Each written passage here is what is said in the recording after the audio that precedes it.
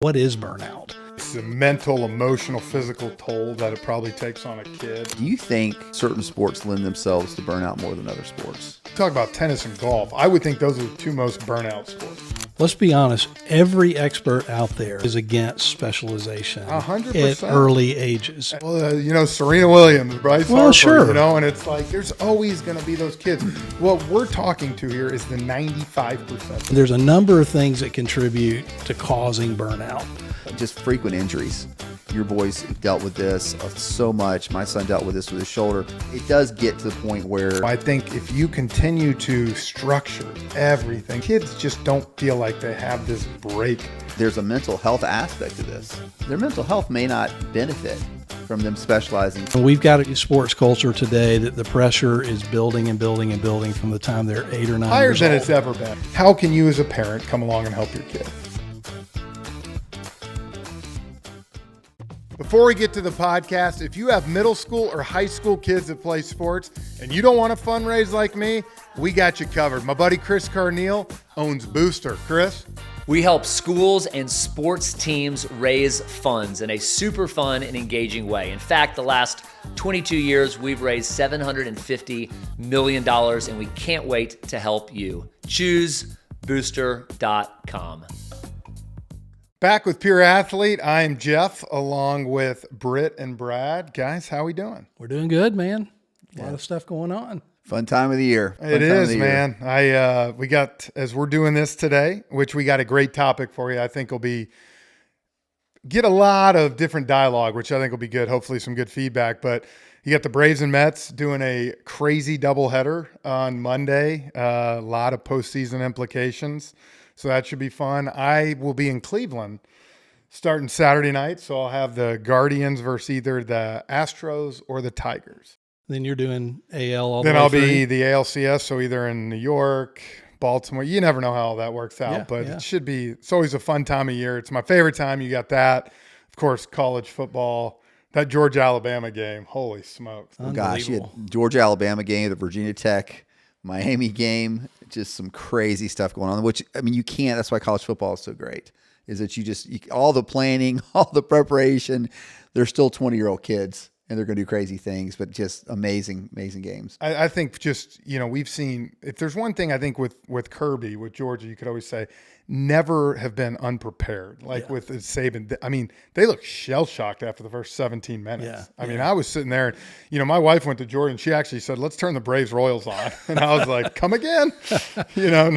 Well, but- kudos to them for coming Yeah. back. That was a heck of a I mean, game. They could have thrown in the towel. But, Oh, it's unbelievable. In Tuscaloosa on the road, 28-0 down. I mean, just to be able to gather themselves enough to be able to come back, that shows a lot. It makes you really excited for that 19th when you're going to have Georgia at Texas and Bama at Tennessee. Oh, man. It's going to be nuts. That'd be Yeah, great. it's going to be That'd fun. be great. Gonna be fun. So, yeah. And the Braves got an interesting dynamic going on today, huh? Ah, yeah.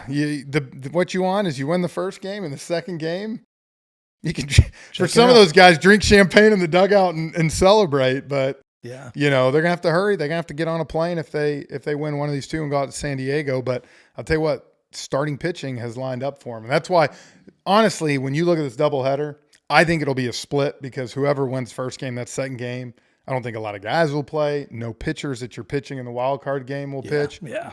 But whoever wins that first game, you have it set up because you either have Sale for the Braves, Severino for the Mets for that game one. Whereas the other team's going to have to burn their ace. Yeah. Yeah, the Braves they've been fortunate because they caught the Royals after they clinched, which, from what I hear, the Royals had a really good time. Friday night. Apparently they were at the clubhouse till about 4:00 in the morning, Yeah. which, you know what? Good for them. Yeah, man. I tell people this. wow. I tell people this all the time. When you haven't done it forever, I will tell you this. When I was with the Rangers in 2010, we clinched in Oakland, and they hadn't been relevant in a long time, been in the playoffs. Our game, I think, got over at 7:00 in Oakland, and I'll be honest, I walked into my hotel room at 5 a.m. Yeah, I mean, gosh, good for them. You But walked in. I walked in, and I actually got 4 hits the next day. I had a DH. Oh, wow. It's probably one of the greatest games I ever played in Oakland at the Coliseum. the Braves still only won 2-1 the next day. So yeah, Well, we'll we're take being it. offensively challenged at times. So So, Jeff, speaking of baseball, you were on a baseball show Yep. a couple of weeks ago, And you told this story that went viral about Bobby Cox, and it just started us thinking about, man, you've got some great stories. And I wanted to ask you, one of the things that's always interesting for us lay people who are fans and watching is what's going on with batters and umpires on bad calls and so on and so forth. And I just wonder if you got any stories that you could share with us about that. Well, I used to laugh because my wife would tell me, you're allowed to get thrown out of one game a year. Just go nuts, do whatever. But most of the time I got my money's worth and did whatever. But this one time we were in Kansas City, and Dan Isonia, who's still umpiring today, one of the great all-time guys. Like, you talk about salt of the earth, just every time you see him, hey, Dan, how you doing? Super nice. And we were playing against Milwaukee in Kansas City, and it was the first inning, and I was hitting in the bottom of the first, and Sean Markham threw me a cutter about that far in. And, he thought it came back. Dan Isonia called strike 3. And I didn't even really argue that much, but I drew a line to let him know where it was. And he was like, Frenchie, you drew a line. I have to throw you out. And I'm like, I realized I did. And like, that's you go see, that's an automatic objection. Yeah. And so he tosses me. So I'm like, crap, done after the first inning. So 3 weeks later, we're in Detroit facing Doug Fister. And if you know anything about Doug Fister, massive sinker baller. I mean, runs that much. Well, I walk out on deck, and there's Dan Isonia behind the plate. Haven't seen him in 3 weeks. It's Friday night, first game. And I walk up to the plate, and Dan, honestly, I've not had a lot of umpires do this, was like, Frenchie, you were right. I hosed you. That ball was in. I'm sorry. Wow. And so I came back and I felt bad because I like Dan. I'm like, Dan, I didn't mean to show you up and draw a line. Yeah. Like, one thing you can say, and that's kind of what you're asking, you could honestly cuss an umpire out all you wanted as long as you look down at the ground. The moment you turn to them to show them up, you're gone. So I'm like, water under the bridge, Dan, let's move on. So Doug Fister, first pitch, throws it, sinker about that far in the plate, and Dan goes, strike. And I turn around and I go, Dan, and he said, as you can imagine, I can't say the word, but he goes, crap, did I do it again? And I mean, dude, Alex Avila was catching. He started dying laughing. He actually had to walk out to the mound to Doug Fister because he was laughing so hard. I was laughing. You know me, like, I smile a lot. Yeah. I had to turn and walk off. And there's a picture of Dan just sitting at home plate, shaking his head like this. And I get a kick out of it because 2 years ago, Dan was in the playoff game, and we actually, I think I might have told that story on air. If not, we talked about it during the pregame show. I was talking to Dan about it. It's a great story that we remember. But that's awesome. There's one thing I do not, and I'll say this before we get going. Yeah. I do not like the automated strike zone. I know a lot of people want it. I know because of gambling purposes it's coming and other stuff. But the human element and the interaction between umpire and a player, still one of my favorite things of all time. It's so hard now with the box. That's and that's TV, what I'm saying. These guys, because of all the technology. So I know it's coming, but you're going to miss some of the banner. Cool story. So I had one more story to tell on Frenchie. You give yourself a hard time sometimes about how you act with, when you were dealing with umpires, but a friend of mine, Cody Reeves, told an old Frenchie story back at Parkview High School that I've been wanting to share for weeks and always hadn't had a chance. But Cody was in charge of the Mountain Park Little League Football Association, and he convinced your head football coach to have Mountain Park Little League night at Parkview. And he said when they counted all the kids who wanted to come, there was 300 kids that came to that first Parkview High School football game, and they all lined up on the sideline while you guys were warming up. And he said they were just, all the kids were so excited, and just you guys were obviously like gods to them, and they all knew who number 12 was. But he said that during warm-ups, like not one player or not one coach came by and shook their hands, and they're all just standing there. He's not even the coaches came by and acknowledged that they were there, and the whole time during warm-ups. And then they said right at the end, number 12 turned around and like you were surprised, you didn't know they were there, realized they were there, and went personally and slapped every one of the kids' hands and gave them a high five before the game. And he said at that point he became a Jeff Francoeur fan. And he said he even told the coaches after the game, he said, hey, the only kid on your team, including y'all, that came by acknowledged our little leaguers was Jeff Francoeur. And he said from then on he was a Frenchie fan. So we give you a hard time. We talk a lot of funny things about you, but man, that's one reason that you're a local legend. It's not only because you were so talented, so successful, but you did things like that. Thank you. Well, you know what? Y'all know this. My mom and dad, I've had great parents, man. Y'all have met them. But, you talk about stories and giving back like that. And I'll never forget when I was in 5th grade and I was at Mountain Park like that, what you talked about. Because like when we grew up, we went to from 3rd grade on, me and my dad never missed a varsity Parkview football game till I played in it. Like, it was incredible. And I remember in 5th grade, I was sitting out there and Jeff King, one of the great all-time linebackers in Parkview history, number 44, dude, he had the shirt right there, with the bare belly hanging out and would just take your head off. But he came over, I remember, and gave me a high five. And it was kind of the same thing when the Braves, I remember Dale Murphy signed an autograph for me when I was like 5 or 6 years old. And that feeling, I was always like, I want to try to give that back. And so I think that's the cool thing. Thank you for sharing that. But again, my mom and dad, people like that before you, I think that's the one great thing about sports that we talk about. Yeah, that's cool. Yep. Brad, you told me you wanted to tell a story this morning. I didn't know it was going to be a suck-up story, but a really nice job. I'm trying to play golf with Jeff. I'm hoping he'll let me go on his club and play with him. I think he wants tickets to the Braves. Yeah, maybe that too. Maybe that too. That was well done. Well done. Yeah, thank you, though.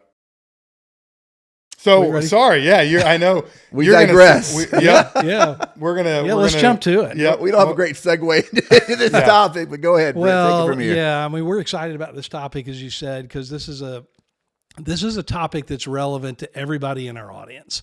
And if you've got young kids and they've just started playing, I'm going to tell you.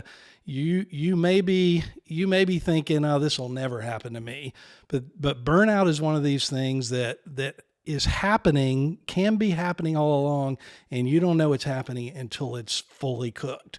And so we want to talk about that today so that you can take steps, as your kids are early age, to make sure that you don't get to a place down the road where your kid comes and tells you, I'm burned out, or they don't tell you, but you see that they're burned out. So this is a big topic today. We're going to talk at the end of this topic about how to avoid burnout, but we're going to kind of go through and talk about our own experiences with it. So hang in there till the end. But I thought it might be smart for us just to begin and talk about what is burnout. What does it look like, and some of those things. So for starters, I'll just kick us off and say, there's a lot of different ways to define burnout, but you can define it really simply by saying an athlete loses interest in a sport that they used to have great joy around. Their passion for it just goes away. You guys have probably seen it, but any other thoughts on? I would just say it's the mental, emotional, physical toll that it probably takes on a kid eventually that's done it too much. And because I think there's a difference between burnout and a kid just doesn't like playing a sport. 100%. And I think so that's like, for me, the thing is, like, if you start to see a kid that like we talk about, I don't want to go to practice today. Yeah. Well, do you not want to go because you don't like playing anymore? Or, have you done it so much that it's not as fun anymore? I think that's kind of, for me, the definition of burnout. That's a great point. I think there's kind of 3 different scenarios that come to mind. There's one, if the kid's just, it could be tired, could be lazy, you could, just want to stay home and play video games. That's not burnout. The other one, there may be an issue where there's a coach or there's a kid on the team or something like that that's robbing them of enjoying that season. Burnout is really a lot more serious. I mean, and good news, we'll talk about it in a little while, but it's not, it's not like once they burn out, there's not anything coming back. But burnout it's like when they just look, they lose their love for something that they've liked or loved, a sport that they've loved. And that's, I can remember with my 2 boys, both happened differently, but my older son, who was just so good at soccer, played rec soccer and was dominant in rec soccer, too dominant. And he came to me and asked to play club soccer. And I should have waited probably another year or 2 because we had adopted him and he really had only been in our country for about 2 years at that point. But played club soccer. It was super serious. His issue for burnout was really social. Is he just didn't have a lot of friends on the team, and he ended up playing soccer in high school, which was great. But he switched sports at least, and so that's one reason I was okay with him doing it. But I think I pushed him too fast to get too serious. When he was so good, if he had just had fun for a couple more years longer, then gone to club. My youngest son, Brady, I remember telling parents, like, this kid was wired.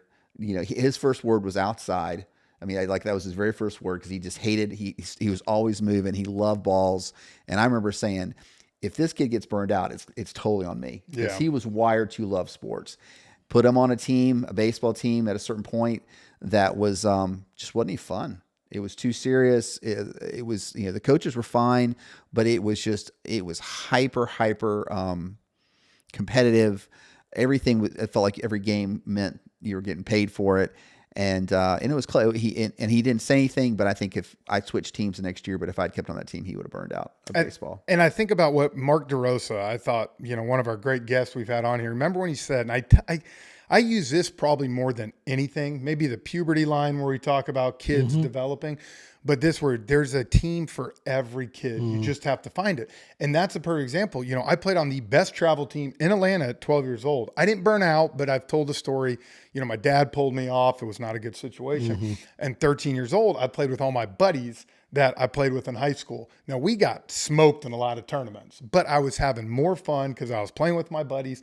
Hey, if we were going to get smoked, I'd rather be hanging with my pals and talking about it. So I think that's a perfect example of sometimes just because you want your kid on the best team or the most thing, it's not always the right situation. And I think burnout can come from that. Well, I think that's a great point. And we talk about, and DeRosa's comments about having your kid play on a team that they get a lot of reps. But man, having that social action or that social part of it is huge, because they will love they will love that more than the wins and losses. Well, because we always talk about the outliers, right? Like, you hear, well, my kid, okay, there's always outliers, but we're talking about the majority of kids. They want to play with their friends. They want to play with their buddies who they're gonna continue to grow and develop with and have relationships with. Yeah. So let me talk about why this is so important. American Academy of Pediatrics did a big study that came out early this year, and coming out of that study, they concluded that 70% of all young athletes quit playing sports at the age of 13. Well, that dovetails with the stats that we know that there's 60 million kids that play youth sports, and in high school there's only 8 million kids playing sports. So we know that kids are quitting. It's not always because of burnout. There's a whole lot of other reasons. Some kids just play sports because their parents want them to it early on, and then they age out of it. They're just not that interested. But we also know from that study that about 10% of kids on down the road burn out, and they quit because they burn out. And so, we go back to when, Brad, you and I played sports. Jeff, a couple decades later, you played sports. But look, today's sports culture is wired to create burnout. I mean, more than ever before, it's wired to create burnout. And so that's why this is such an important topic, because I think those statistics we're looking at today, 10 years from now, they're going to look a whole lot different than they even look today. Because if it continues at the rate it's going. Yeah. Absolutely. Yeah. Absolutely. So let's talk a little bit about what the signs of burnout are when, what tells us that a kid might be burning out? Well, I think just the joy of playing, loving being out there.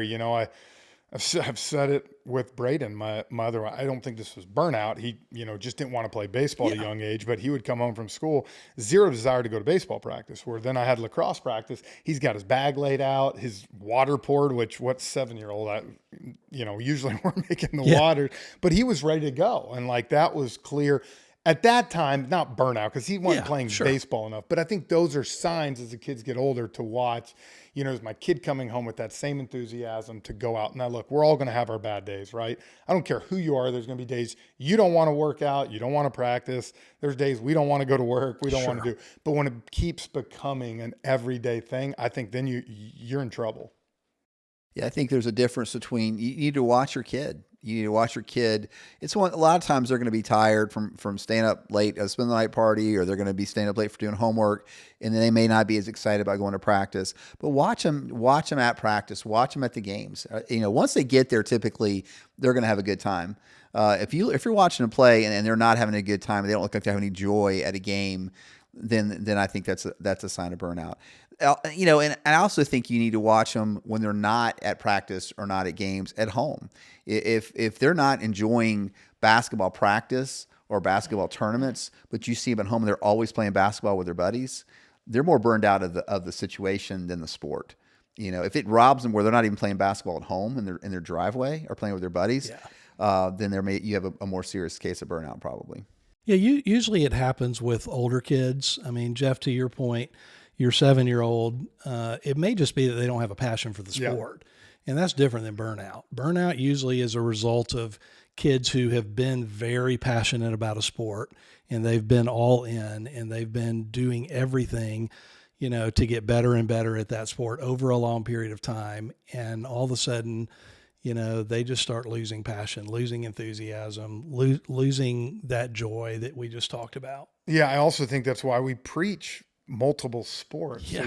So you don't just play one sport, And I use a thing of what my dad, I would want to hit a baseball every single day. Yeah. Like I would. I don't know if I ever said no to my dad hitting baseball, but I remember we would go to the beach. Remember I told you for, a couple weeks during the summer, and I would always want to bring my bat and ball, and my dad was like, no. No, we'd play wiffle ball as a family on the beach or something, but he's like, we're not going, you're taking 2 weeks off. And, and now looking back, I'm like, man, thank God, because you don't know what that would have led to. But, we do talk burnout happens mostly as you get older, probably that middle school to early high school age. But I think it builds as it's going, so it could start in 3rd grade and you don't realize it at the time.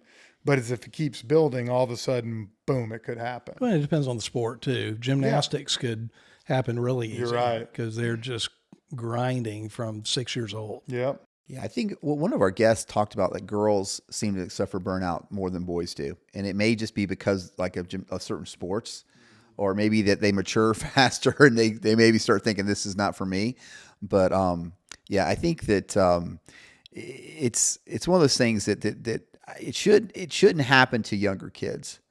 I mean, when kids get older and they have so many different options and so many different distractions like dating, or there's a freedom element that they want that they may not love, practice whenever, but it should never happen to a kid under a certain age, of maybe under 12 under puberty. Then there's a problem there if they're getting burned out before they have other options in life. Well, I think one of the reasons it happens with girls too is because girls don't do free play like boys do. Yeah. So girls more than often, if they're doing sports, they're in a structured environment, whereas guys are doing a lot of free play.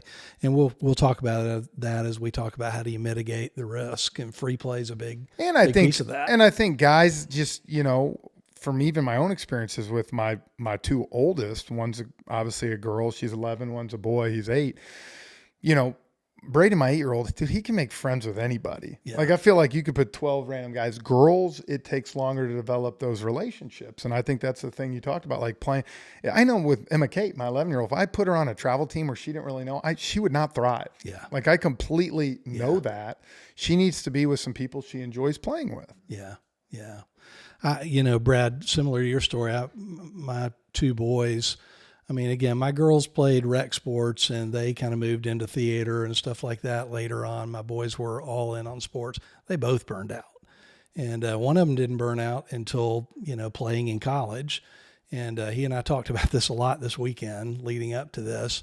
My other one burned out as a senior in high school and just said, I could play in college, but I don't really want to play anymore. I'm tired of all this. And we'll get into some of those reasons. But let's talk about, we've touched on it, but let's get in. There's a number of things that contribute to causing burnout. So let's kind of go down the list and just talk about all those things to let parents know the things that we need to be aware of. Well, I think the first 2 we've kind of covered. When you look at, a loss of joy, enthusiasm to play the sport, the motivation to practice or play consistently, and then I think it's a good one. If you're at a certain standard and you start to lose those abilities, what's going to happen most time? Your drop in performance. Yeah. Your ability to go out there and compete at a high level. What makes you good and what drives you is going to continue to go down. And when that happens, man, it's going. I've told you that thing. I don't say I get burnt out, but towards the end of my career with baseball, my lack of motivation to go touch a weight Sure. in the off season and do this as my kids get going, it was a clear sign to me, like, I just am not into this anymore. Sure. Like I used to be, where it meant everything. I did this, and life changes. And like you said, I think that's why it does happen as kids get older, because priorities change. There's more things going on. I always say, like, my brother's a perfect example. I mean, he never drank a sip of alcohol, did anything. He went to college on a golf scholarship. He played every single day. And he came home his sophomore year from college, and he went at 175 and came home at Thanksgiving at 220 and had discovered Bud Light. I will tell you that. But again, his priorities changed. And all of a sudden he realized the freedom, other stuff, and just didn't have his fun anymore. Now, what we'll talk about later is you get that desire back. He loves playing golf now. We do it, but it's for fun. It's on his thing. But at that time, it did. So I think, like anything, your performance is going to suffer. I think freedom is the theme we can talk about later as well, because I do think as these kids get older, there's that cost benefit analysis they go through with freedom, because they want that freedom versus the commitment to a sport. But I think there's a lot of reasons for burnout. I mean, some, I think as a parent, that you're responsible for, and some it just may be bad luck or just misfortune. One thing is like just frequent injuries. I think if a kid is always doing rehab, if a kid always is coming back from an injury, your boys have dealt with this so much. My son dealt with this with his shoulder. It does get to the point where it robs the joy of that sport, especially at a younger age, especially when they're seeing their friends play. Lack of success. If they feel like they're putting in the work, and that's another debate as well. But if they really feel like they're busting their tails and putting in the work and they're still not seeing the success, they at some point are going to sit there and say, maybe this isn't the sport for me. I don't know if that's burnout or not, but it's maybe a type of burnout. Those two things you really, as a parent, I mean, there's not much you can do. I don't think you can just keep encouraging your kid. Hey, do you still love the sport? It's up to you if you want to keep battling back and go through rehab and things like that. Or if you love the sport so much, you love being with your friends, you love being in the dugout, you love being on the sideline, even though you're not experiencing success, you may want to stick it out. The thing that parents can control is we can talk about that as well. But those two things are things that really, I think parents really don't have a lot of control Well, over. those are two things that we dealt with. Yep. So, my son, Jack, I mean, he told me this weekend, his first two major injuries, really helped him overcome burnout because they gave him a long break. And I didn't even realize that until we were talking this weekend, that he kind of welcomed the first one. He was out 10 months with a shoulder problem, and it reinvigorated him to get after it, but he rehabbed all that. But the last two injuries both required surgeries on his knees. And the last one, it was like, I'm just done. I've had 4 rehabs in 3 years and I'm just sick of all this. And so, that was completely outside of control. Britton, on the other hand, he fought like crazy and had really good success, but didn't have the success that he was looking for. And over time, it just wears on you. Yeah. And so, I think those are two really normal, things that you have to watch out for. Yeah. I think confidence too in kids, like you said, if you're not having that success and you're continuing to put the effort in, at some point, man, I think as kids, you're just, and that's what you said, like parents can help a little on that, but a lot of times it's like, man, if I'm not doing well, this stinks. I'm not going to put this much time in it. But again, why I will go back and, I always preach this multi-sports, because if one doesn't work out, man, you have the ability to play another. I think it's something else that we haven't talked about much, but this is a question more than a comment. Do you think certain sports lend themselves to burnout more than other sports? And I'll give you my thought, but I want you guys to go first. Yeah, well, I think like with the boys, tennis. I 100%. mean, you talk about tennis and golf. I would think those are the two most burnout sports. I don't know what the study is, and that would be interesting to see. Maybe gymnastics. Gymnastics, probably another one. Yes, Yeah. You're right. Because of the hours you practice, the thing, and I hate to say it, it's an individual It's sport. individual, 100%. And so, I think about it in football, in baseball, in basketball, in soccer, in lacrosse, in volleyball. You're doing this with people. So there's interaction. I think back to high school football practice. There was plenty of days I'm like, this stinks. And then, you know what? All of a sudden you get out practice and you and your buddy are talking about a high school girl. You going to ask her out? And like, it kind of goes away. Where I would imagine in golf, You know how many golfers I go up to the River Club and high school kids, and I see them, they got them darn ear pods in, listening to music and hitting balls. And I'm like, no wonder you're lonely. That can't be fun. But I'm saying, like, you're by yourself. That's a factor for sure. Jeff just basically painted a broad brush. Every golfer's lonely. Some at that age, but my whole thing, if you're doing that day in and day out. Well, to me, the bigger part of that is if you're losing or you're in a slump and it's an individual sport, there's no pick me up. Yeah. I mean, your team you may lose in baseball, you may slump in baseball, but your team's winning. And half of you is bummed out, but half of you is enjoying that the team's winning. So in an individual sport, I just think there's no pick me up. You're smiling over there. No. I think I'm going to say something that's going to get some DMs here, but I think, and this is something that I've done no research on. Can't wait to hear this. But there's some sports though, that as a dad, I look back and go, gosh, I wish I had kind of maybe moved my kid to certain sports. There's some sports like baseball that it's such about. I mean, gosh, it's a game of failure, and you can give 100% effort and still have a bad game. Oh, for sure. And so but other sports like football or basketball or hockey or soccer, I think you can get wins. They can get wins in their efforts.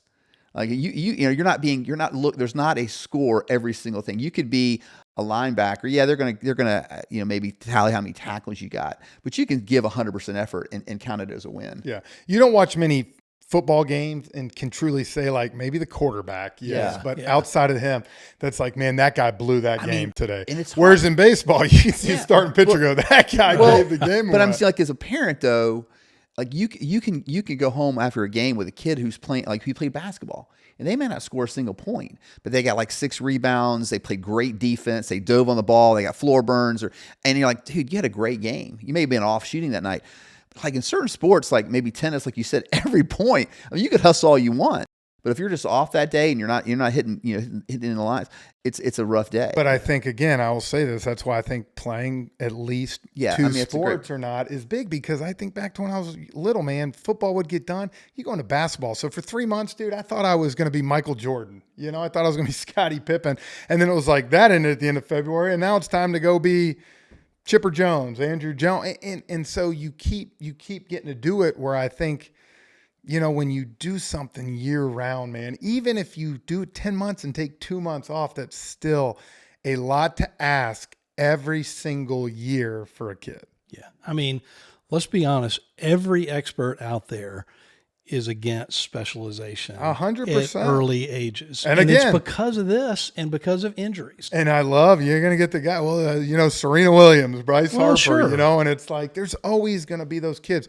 What we're talking to here is the 95%, the majority of parents that their kids are going to be just like ours, trying to make the high school team, try to go to that next level. This I think is for y'all. Even those kids that are incredibly uber talented, there's a mental health aspect to this. Oh, yeah. Like you could sit there and say, yeah, this kid is the 1%. This kid has a chance to play professionally in whatever sport, but still their mental health may not benefit from them specializing from 4 years old and up. Yeah. I think just saying too, one thing is, and we've talked about this, the overscheduling, intense training, like you talked about, where guys get a little more free play, kind of pick up, 5-on-5 basketball game, go play backyard soccer. Whereas, I think if you continue to structure everything, the kids just don't feel like they have this break or this time away. And I even with Emma Kate, look, we go hit a lot, and there's days I'll go in there, man, and I can just tell looking at her, like, she's not in it to grind today. Yeah. So we might throw 20 balls off a tee, and I'll throw her 20 balls, and I'm like, let's get out of here today. Yeah. Instead of taking the other approach, dig in, grind. Because there's days that I go in there that I'm like, I got an hour of hard work coming for her today. She's in it. She wants to do it. So let's do it. Yeah. But then there's days, like you said, as a parent, as a coach, you have to realize that there's some days that your team just might be like, meh. Yeah. My kids we did a tennis academy when they were 13, 14, 15 years old, that they only did their academy 2 days a week. They had a lesson 1 day a week, and the other days, if we might be playing a tournament on the weekend, but the other days, if they wanted to play, that was up to them. And many academies in Atlanta were 5-day-a-week academies. And there were times when we were like, are we doing the right thing? Our competition? Well, they had their best success when they were on that deal. And I think it enabled them to have a much more balanced life during that time. When they got older, we moved to more and more. Yeah. They burned out. We always talk about it. Sometimes more is, or less is more. And I always say that there's one thing I could change about my baseball career. I would take half the swings in a cage or in BP that I did every year. That's why you hear a lot of fans now, oh, the team's not taking BP today. And I'm like, good for them, man. But I was just on that back end of the generation. Was like, you got to hit. I remember day game at 1:20 at Wrigley Field, and we're out there at 10:15 in the morning hitting BP. And it's like, sometimes it's like, why? Yeah. You play so many games. I actually heard, even though he's got some controversial statements, Ozzie Guillen, the great colorful manager with the White Sox, was on with AJ Pierzynski on that podcast, and they were talking, and I love what Ozzie Guillen was saying. He's like, our hitting coaches come, we're having early hitting in September. And he's like, early hitting? You've had 600 ABs this year. You need early hitting today? For what? And I actually, now looking back, I'm like, God, how much do I agree with that? Sometimes just go take a few swings in the cage and play a game. But you know this, Brandon. If you're in hitting, once you get in a groove, like you don't need to be taking. Get out of the way. Yeah. I mean, like my kid, when he finally kind of found it, he'd take him. He spent 15, 20 minutes in the cage before a game because he was ready. He was right, and so he didn't want to mess it up. One of the great all-time stories, remember Javi Lopez, man, the great catcher for the Atlanta Braves. That year he had 43 home runs. Smoltzy and those guys used to tell me his batting practice consisted of 10 balls off a tee and smoking 2 cigarettes in Bobby Cox's office while the team took BP. Yeah, he dropped 43 and had a great year. Now we're not saying that for the kids. The kids shouldn't be out there smoking cigs before. But my point to that, we got to have a little fun at times too, right? But my point is that if you get in a good spot sometimes, just go play. Just no doubt. Do it. If the boys are in a good spot in tennis, don't keep running it out there. Sometimes you mess it up by doing that because you start trying different things. Yeah, for sure. Brett, let me ask you a question though. When they had their days off, they probably played basketball. They probably played other sports, didn't they? Just for fun with their friends. Yeah, I can remember one time getting a call. Oh yeah. from the club up there, and they're playing basketball. Dad, I just wrecked my ankle. But they played other stuff, and it was fun. It wasn't like they took a nap on days off. And sometimes, and again, as twins, they had this ability to say, hey, let's go up and hit for 45 minutes. And that was on their You also got to be smart sometimes too. Yeah. In season. Yeah, right. Yeah. It might not be the best idea to be playing full court basketball, Yeah, I told him that. You were really encouraging. But it was too late. You were very encouraging, I'm sure. 8 weeks in a boot. So, oh gosh, my goodness. So let's shift into, some real practical advice to parents about, things that you can do to try to avoid the burnout thing. There's things that you can't control injuries, you can't control X, Y, and Z, but there are things you can control. So let's talk about some of those things specifically. Well, I would think number one, probably have some fun practices too, whatever you're doing. You know what I'm saying? Whether it's the more specialized sports and golf and tennis, gymnastics, or it's more the team sports, you got to have the ability to have some fun when you're out there. It can't be all work. There's got to be some fun drills, some games put in it, because you know what? There's going to be days where you're really going to have to work your team hard and you're going to have to be a little more stern with them. So also have a pulse and have an understanding of there's times too where we got to make it fun, man. Let's do some good drills with the girls or with the guys and let them enjoy it. So it's like, hey, in 3 days when we practice again, it's not like, oh God, I got to go to practice. Yeah. I think that's more from a coach's standpoint for me as you're dealing with your teams. And as parents, like you said, have a pulse, man. If there's some days that, you know what, it probably is not my kid's best interest to go today. Yeah. That's okay. Yeah, at 14 years old. It's not the end of the world. Yeah, I think one of the, you may have talked about this a long time ago, Britt, but, at the dinner table, in the car ride, in times of life when you're not in the sport, you're not at practice or at a game, just really talk about something different. Yes. Don't talk about that sport at the dinner table. Don't talk about that sport when you're driving to school in the mornings. Find something else that you have in common with your kid that you can talk about. Like I used to talk about movies with my kids and other things that I knew that they were interested in besides what's going on during that season. Just stay away from that topic for a while. And that takes discipline as a parent, because if you're a parent whose kid is, 15, 16 and recruiting may be happening and you're spending a lot of money and you're spending a lot of time, it's on your mind a lot. At least it was for me. And it took a lot of discipline, and I didn't always do it well, to say, I need to shut up about their sport and talk about other aspects of life. Watch a ball game with them or watch a tennis match with them, and don't point out things in the tennis match, I'm watching on TV that they need to bring into their game. Just enjoy being with them. Yeah. What's funny is I don't know if y'all have gotten this question, but I have a lot from people saying, now you're on your third year of your podcast. What's the number one thing you've learned? I don't know if y'all I've got it a lot. And I continuously say, I think that I don't know if the number one takeaway that I have that's totally changed the way I coach and I parent is I coach hard in practice and really try to motivate my teams in practice.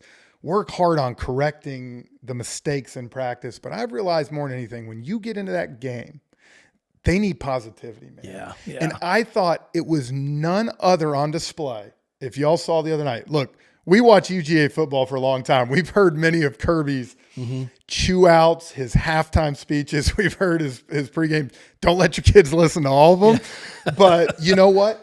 I don't know if you noticed, but after Carson Beck threw the 2 interceptions, the defense was good. He was positive. He's putting his hand on their helmet. He kept slapping the guys, let's go, trying to fire them up. And I think more than anything, I've realized when I'm negative during games to my kids, now it doesn't mean I'm never going to get on them, right? Yeah, sure. But when I'm negative during a game, it takes a turn for the worse for my kids. Their attitude, their motivation, their level, where if I'm more positive on the thing, encouragement, doing this, I think it's a better outcome. So if you ask me what I've learned more than anything, it's go hard in practice, correct the mistakes, do this. But when your team's out there, when your son's out there, when your daughter's out there playing another sport, give them some positive vibes. Don't be that dad that your kid looks over and you're like, because you lose it immediately.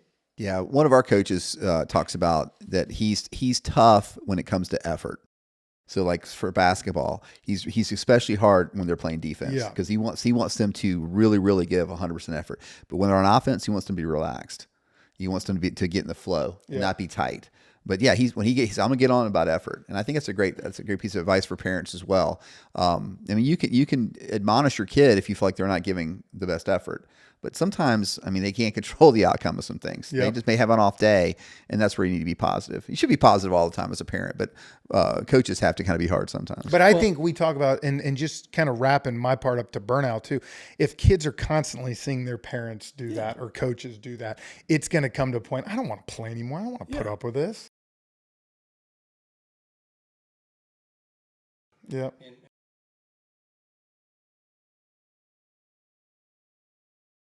Higher than it's ever been, I think you could say. And whether it's social media, which we've had a session on that, it's not coming back. So it's only going to keep building. How can you as a parent come along and help your kid? Yeah. How do you relieve that pressure? We're going to have a sports psychologist on here in the next couple of weeks. We're going to talk about some of that as well. But the constant pressure is a huge piece of burnout. Yeah. And so as parents, one of the biggest things we can do is relieve the pressure. The other thing, real practically, we've already touched on it a number of times when we talk about playing two sports, but don't specialize too early. And even if you are specializing at some point, you've got to give them breaks. The biggest regret, I've said this many times, is I didn't give enough break to my kids. And the study I mentioned earlier, they talk about your kid needs 2 to 3 months of break. Now it doesn't have to be at one time, but they need 2 to 3 months of break from their primary sport a year. I was talking to my son this weekend. He was like, there's no way I could have taken 3 months. And I said, okay, well, let's talk about it. And you can find time as a parent to say, we're going to take the next 3 or 4 weeks off. That doesn't mean you don't play your sport at all. Yep. But you step back from the pressure and the grind that is an all-in type of thing. Yeah. Well, and one guy that we're going to have on here soon because I love him, but John Lester, one of the great all-time pitchers, man, and big game pitchers. You talk about when it mattered most. And I used to love talking to him about I hated facing him. He dominated me. But he would always talk about when the season was done, he did not pick up a ball for 3 months. He was one of the best pitchers in the big leagues. Like, I did not pick up a ball at all because my arm needed rest to be able to do what I was supposed to do. And so he's like, I used to tell parents, the lack of throwing helped me. Yeah. A lot of people look at it the other way. He's like, me not throwing helped me. Yeah, the number one theme that I hear from parents, I think we all do, the number one theme we've heard through this whole podcast is the fear of their kid getting left behind. Mm-hmm. And I just think that's false because I think that a burnout, they're done. So they're not going to come back. Yeah. But if they need a break, I've seen it so many times, kids that either picked up a sport late or took a break off from a sport, ended up loving that sport so much. They end up having really, really good success on the tail end of their career, whether it means they played on in college or whatever it was. I don't think your kid, even at certain points early in high school, if they're close to saying I'm done, you've got to give them a break because they will burn out. But I don't think they're going to get left behind. If they're good enough and they're talented enough, the issue is not going to be the talent. It's going to be whether they want to keep working hard. Yeah. And so you have to watch for that burnout. Well, when you give your kids a break, whether it be 2 weeks off, a month off, or 1 or 2 days a week off of their sport, you're making a deposit into their mental health. And, you may not realize what that deposit builds to later in life, but if you don't make that deposit, they may have an empty tank. Yeah. And by the time that tank's empty, it's too late to go back. Yep. And you're going to miss a lot of great moments of possibly watching your kid as they get older in the high school level and do things. And that's what you don't want. You don't want to rob the joy of them playing at that level. And we're going to get a lot of DMs on this. There are kids out there that literally want to go 7 days a week, 10 hours a day. That's fine. That's awesome. But you better be aware as a parent. You better be aware that kid's saying, hey, no, I want to go back out here. I want to go back here. That's awesome.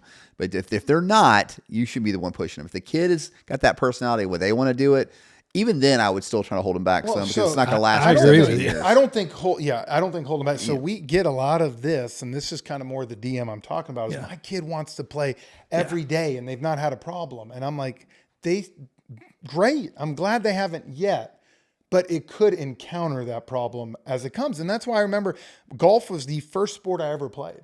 And my dad will tell you the whole reason I wanted you to play golf, because I wanted that to be your outlet from playing. And you go to look some of these days, some of the best baseball games I played in the big leagues were when I walked and played golf the day of a big league game. I'll use this example and they might get mad, but I remember Will Smith and Mookie Betts came into Atlanta last year and they went and walked Peachtree, played 18 holes, and then played a game that night, and they were 6 for 9 combined between the two of them. And my whole idea is they got away from the grind of it. So that's why I said, play tennis, play golf, especially some of those sports, because those are sports you can play till you're 70 years old. Yeah. You know? And so just so you said, so you have an outlet, you have a day that you can get a mental break. You and 3 of your buddies go play golf. Go walk 18 holes somewhere together. I mean, like you said, kids are so resilient too. So they can take a break from a structured tournament. Yep. But they can still go out there and play. Have fun. Especially another sport. Oh, well, think about all the pro golfers. You hear about Scotty Scheffler, all these guys, they play money games at home on the week. That's their outlet. It's fun. They pick different things. It's not always a structured, hard thing. Yeah. Yeah, I think a couple other things, if it gets super severe, see a sports psychologist. Yep. We're going to talk a lot about that in a couple of weeks when you should consider that. And then I think you just said it, but look for ways to keep it fun. Yep. How do you keep this thing fun? How do you keep it fun off the field or the court? How do you make sure it's fun? Look for coaches, especially early on, that are positive and that are fun, and not just grind it out all the time. So, my last thing would be just, we want to hear your comments on this. We want stuff, but if you're going to DM and say my kid's 12 and loves it and does it every day, just keep your comment to yourself. I would just say to that one, you're not going to know if they burn out until they do. Exactly. Yeah. It most happens in high school, not at 12 years old. Yeah. You're the regulator, not them. That's right. You're the adult. One thing, Britt, you say a lot this is the last thing I'll say is that they're gonna watch you. They're gonna watch how you react to certain things. So what are your goals as a parent for your kid? Yeah. If your goal is for your parent as a you're as a parent for your kid to play in the pros, then you're going to look at every single workout, every single practice, every single tournament as like this is the most important thing. And that they're going to feed off of that, and then it's going to burn them out. If your goal is for them to have a great experience, to get exercise, to hopefully learn how to work hard, learn how to be a good teammate, and you're going to relax while you're watching them in their workouts or watching them, or here's a better idea: don't go to their workouts, don't go to their practices. No, like I never went to any of my kids' practices. Who's got in high time? Go to school. work. Like leave them alone. But if they read you that like, man, it's good, buddy. We went 0 for 4. That's fine. The world's not going to come to end. Yeah. Then they're going to be fine. If they think everything is the end of the world, good or bad, it's going to cause them to burn out. Yeah. Yeah. Yep. So give us your feedback. We hope you enjoyed it. And if you have anything negative, DM them to positive, DM me. So let us know what you think. Bring We it can on. take it. We can take it. Yeah. Thanks, guys. Thank you.